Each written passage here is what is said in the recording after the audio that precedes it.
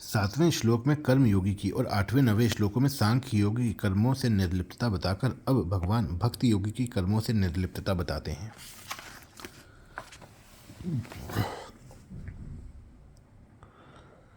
ब्रह्मांडाधाय कर्माणि संगत त्यक्त्वा करोति यः लिप्यते न स पापेन पद्मपत्रमेवाम्भसा। जो भक्ति योगी संपूर्ण कर्मों को परमात्मा में अर्पण करके और आसक्ति का त्याग करके कर्म करता है, वह जल से कमल के पत्ते की तरह पाप से लिप्त नहीं होता। व्याख्या। ब्रह्मण्याधाय कर्माणि। शरीर, इंद्रियां, मन, बुद्धि, प्राण आदि सब भगवान के ही हैं, अपने हैं ही नहीं। अतः इनके द्वारा होने वाली क्रियाओं को भक्ति योगी अपनी कैसे मान सकता है। इसलिए उसका यह भाव रहता है कि मात्र क्रियाएं भगवान के द्वारा ही हो रही हैं और भगवान के लिए ही हो रही हैं, मैं तो निमित्त हूँ। भगवान ही अपनी मेरी इंद्रियों के द्वारा आप ही संपूर्ण क्रियाएं करते हैं। इस बात को ठीक ठाक धारण करके संपूर्ण क्रियाओं के कर्तापन को भगवान में ही मानना, यह उपयुक्त पदों का अर्थ है। शरीर आदि वस्तुएं अपनी हैं ही नहीं, प्रत्युत मिली हुई हैं और बिछुड़ रही हैं। ये केवल भगवान के नाते भगवत प्रीत्यर्थ दूसरों की सेवा के लिए मिली हैं। इन वस्तुओं पर हमारा स्वतंत्र अधिकार नहीं है, अर्थात इनको अपने इच्छानुसार न तो रख सकते हैं, न बदल सकते हैं और न मरने पर साथ ही ले जा सकते हैं। इसलिए इन शरीर आदि को तथा इनमें होने वाली क्रियाओं को अपनी मानना ईमानदारी नहीं है। अतः मनुष्य को ईमानदारी के साथ जिसकी ये वस्तुएं हैं उसी की अर्थात भगवान की मान लेनी चाहिए। संपूर्ण क्रियाओं और पदार्थों को कर्मयोगी संसार के ज्ञान योगी प्रकृति के और भक्ति योगी भगवान के अर्पण करता है। प्रकृति और संसार दोनों के ही स्वामी भगवान है, अतः क्रियाओं और पदार्थों को भगवान के अर्पण करना ही श्रेष्ठ है। संगं त्यक्त्वा करोति यः। किसी भी प्राणी, पदार्थ, शरीर, इंद्रियां, मन, बुद्धि, प्राण, क्रिया आदि में किंचन मात्र भी राग, खिंचाव, आकर्षण, लगाव, महत्व, ममता, कामना आदि का न रहना ही आसक्ति का सर्वथा त्याग करना है। शास्त्रीय दृष्टि से अज्ञान जन्म मरण का हेतु होते हुए भी साधन की दृष्टि से राग ही जन्म मरण का मुख्य हेतु है। कारणम गुण संगो अस्य सद सद्यो निजन्मसु। राग पर ही अज्ञान टिका हुआ है, इसलिए राग मिटने पर अज्ञान भी मिट जाता है।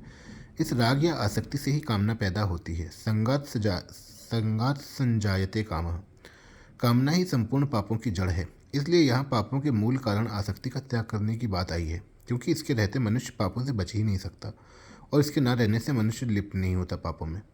किसी भी क्रिया को करते समय क्रियाजन्य सुख लेने से तथा उसके फल में आसक्त रहने से उस क्रिया का संबंध छूटता नहीं, प्रत्युत छूटने की अपेक्षा और बढ़ता है। किसी भी छोटी या बड़ी क्रिया के फलस्वरूप कोई वस्तु चाहना ही आसक्ति नहीं है। प्रत्युत क्रिया करते समय भी अपने में महत्व का, अच्छेपन का आरोप करना और दूसरों से अच्छा कहलवाने का भाव रखना भी आसक्ति ही है। इसलिए अपने लिए कुछ भी नहीं करना है। जिस कर्म से अपने लिए किसी प्रकार का किंचन मात्र भी सुख पाने की इच्छा है, वह कर्म अपने लिए हो जाता है। अपनी सुख सुविधा और सम्मान की इच्छा का सर्वथा त्याग करके कर्म करना ही उपयुक्त पदों का अभिप्राय है। लिप्यते न स पापेन पद्मपत्रमेवाम्भसा।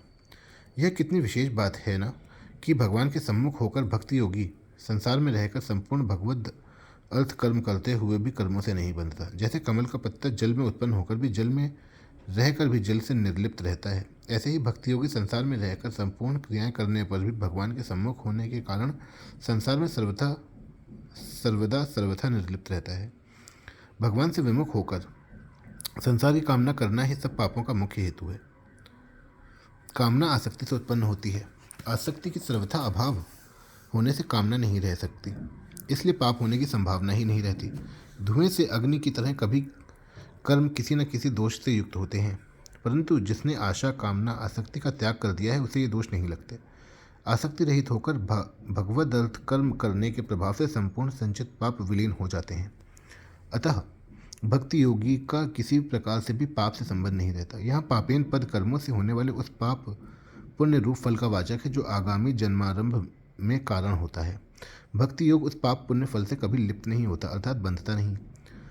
इसी बात को 9वें अध्याय के 28वें श्लोक में शुभाशुभ फलेरैवं मोक्ष से कर्म बंधने पदों से कहा गया है। परिशिष्ट भाव। यह सगुण ईश्वर को ब्रह्म कहने का तात्पर्य है कि ईश्वर सगुण, निर्गुण, साकार, निराकार सब कुछ है, क्योंकि वह समग्र है। समग्र में सब आ जाते हैं। श्रीमद्भागवत में भी ब्रह्म निर्गुण निराकार, परमात्मा सगुण साकार और भगवान सगुण साकार परमात्मा सगुण निराकार और भगवान सगुण साकार तीनों को एक ही बताया है। तात्पर्य यह हुआ कि सगुण के अंतर्गत ब्रह्म, परमात्मा और भगवान ये तीनों आ जाते हैं, पर निर्गुण के अंतर्गत केवल ब्रह्म ही आता है, क्योंकि निर्गुण में गुणों का निषेध है। अतः निर्गुण सीमित है और सगुण समग्र है। वैष्णव लोग सगुण साकार भगवान के उत्सव को ब्रह्मोत्सव नाम से कहते हैं। अर्जुन ने भी भगवान श्री कृष्ण को ब्रह्म नाम से कहा है। परम ब्रह्म परम धाम पवित्रम परमम भवान। गीता में ब्रह्म के 3 नाम बताए हैं, ओम, तत् और सत। नाम नामी का संबंध होने से यह भी सगुण ही हुआ।